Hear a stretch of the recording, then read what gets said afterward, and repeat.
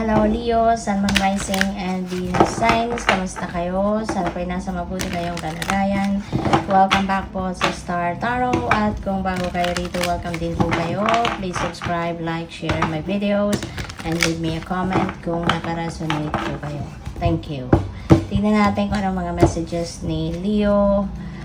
We have Princess of Winter. Ayan, sabi dito, information that can help you but which may be also difficult to hear. Speaking the truth with kindness and indigo, child or adult. So, parang ano dito, so siguro meron kayong truth or meron kayong impormasyon, mga ganon, ano, na maaaring kailangan na ninyong ilabas, kailangan na ninyong sabihin, kailangan na ninyong i-divulge. Pero medyo kasi 'di ba, yung may mga katotohanan talaga na masakit pakinggan or may mga katotohanan na talagang it hurts, no, kapag nalalaman natin. So kaya maaaring ganoon, ano, ang klase ng impormasyon na pwedeng kailangan ninyong ilabas na, kailangan na ninyong sabihin na, pero you're being invited or you're being reminded here, should I say, na sabihin ninyo yon with kindness, no, with compassion, kumbaga, para kahit papano hindi naman ganon tawag dito, katindi, no, ang magiging tama or epekto ng katotohanan ito sa mga taong kailangang makarinig ng kung ano man ang mga impormasyon na ito, no? And also, yun nga, baka kasi yung mga impormasyon na to medyo talagang siguro mahirap, no? Kung iisipin, siguro mahirap tanggapin, na mahirap marinig, no, ang mga impormasyon na ito. Kaya you're being encouraged dito na speak with kindness, no, i-deliver ninyo yung impormasyon na ito sa mga taong kailangan makarinig nito, but with compassion, para hindi naman ganun katindi, yung tama.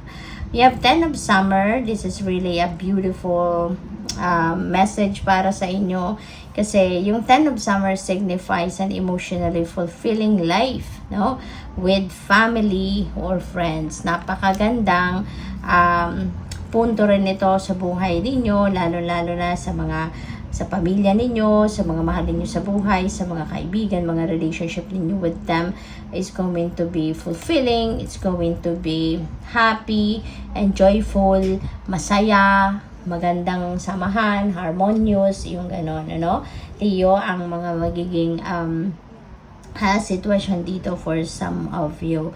And also, kung meron man ditong hindi masyadong magandang relationship, no, or may mga hindi masyadong magandang nangyayari sa inyong relationship with other people, sa ngayon siguro mas magiging maayos na yan. Magkakaroon na din kayo rito ng harmony, pag-aayos, reconciliation. Meron dito mga pagbabati na ng mga hindi yung may mga hindi pagkakaintindihan in the past. Ngayon, maaaring kayo ay mag-reconcile na, magkabati na, ma-resolve na kung ano man ang mga issues ninyo, no, with other people. And also, doon sa may mga anak, no, sa may mga bata na inaalagaan, so feeling ko parang mararamdaman ninyo rito yung fulfillment of having kids, no, yung ganon. Mas ma-appreciate talaga ninyo ngayon, no, yung sitwasyon ninyo na meron na kayong mga anak. We also have Queen of Summer. Ayan. So, si Queen of Summer is someone na very loving, very comforting, emotional, intuitive, sensitive, yung mga ganon, compassionate din. So, feeling ko, you're going to embody the energy of Queen of Summer sa ngayon. Ano? Punong-puno talaga kayo ng pag-ibig sa puso ninyo. You have a very big heart, no? Kaya, Maring yan din ang i-share ninyo with other people. You are going to be compassionate, helpful, supportive of other people sa ngayon. And this is also inviting you, no, na pakinggan ninyo yung puso ninyo, pakinggan ninyo yung inyong intuition, at hindi lang sa papakinggan ninyo, kundi pagtiwalaan ninyo. Magtiwala kayo sa inyong intuition. Magtiwala kayo sa mga maririnig ninyo or mga impormasyon na makukuha ninyo sa inyo through your intuition. Okay?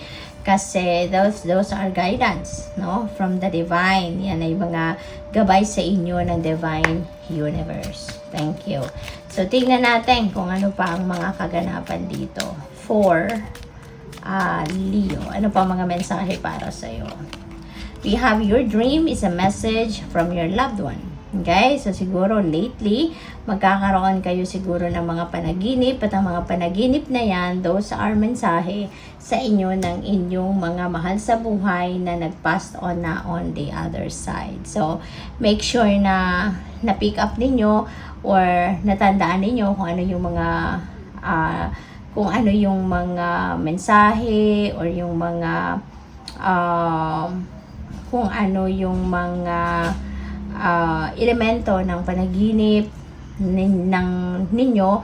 Make sure na you write them down on paper pagising na kayo at naalala nyo pa, at i-search ninyo, i-google po ninyo anong dream meaning ng mga elemento na yan, because those are the message for you ng mga mahal mo sa buhay na nasa kabila na. Don't listen to others as the messages you are receiving are correct. Okay?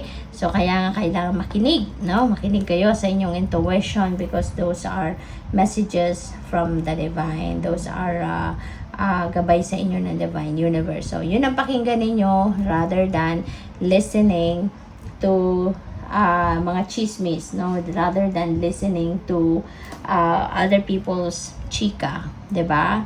Kasi, eto, yung mga intuitive messages na yan, mensahe yan ng universe sa'yo. Pero yung mga chika, of course, galing yan kay Marites at galing yan kay Marisol. So, yung mas papaniwalaan ninyo. You are never alone. Believe, no? Hindi kayo nag-iisa, no? Your spirit team, God, your angels, spirit guides, no, they are there for you. Yung mga loved ones mo, nagpaso na on the other side, they are there to guide you, to support you, to protect you. Okay? Hindi kayo nag-iisa. Good luck. Thank you for watching. Love and light. Namaste.